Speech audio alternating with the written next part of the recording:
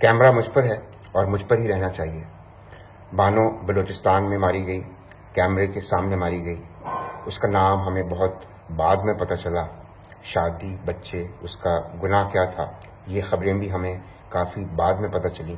لیکن جیسے ہی ہم نے وہ ویڈیو دیکھی تو ہم نے اپنے کیمرے آن کیے اور اس کی جرأت کو سلام پیش کرنا شروع کر دیا۔ جس دھج سے کوئی مقتل کو گیا وہ شان سلامت رہتی ہے۔ جب آپ کے اپنے بھائی، آپ کے اپنے قبیلے والے کیمرہ آن کر کے آپ کو گولی مار دیں، آپ کا اپنا گھر ہی مقتل بن جائے، تو پھر کون سی شان اور کون سی سچ دھج۔ ہم نے ساتھ ہی سرداری نظام کے بقیے بھی ادھیڑنے شروع کر دیے۔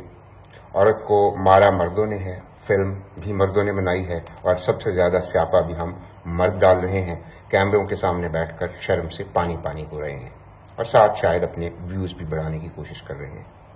کسی بزرگ فلم میکر نے ایک دفعہ کہا تھا کہ اچھی فلم بنانے کے لیے صرف 2 چیزوں کی ضرورت ہوتی ہے، ایک عورت اور ایک بندوق۔ اور بانو کے کیس میں تو ہمارے ہاتھ ایک بنی بنائی فلم آ گئی۔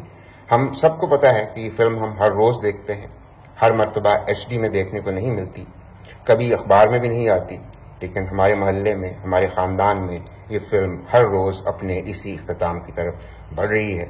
بانو کی ماں نے تو قاتل سردار کو معاف کر دیا ہے، لیکن ہمارے اپنے گھروں میں تو کوئی سرداری نظام نہیں ہے۔ کیا اسلام آباد کے نور مقدم کے قاتل کے گھر میں سرداری نظام تھا؟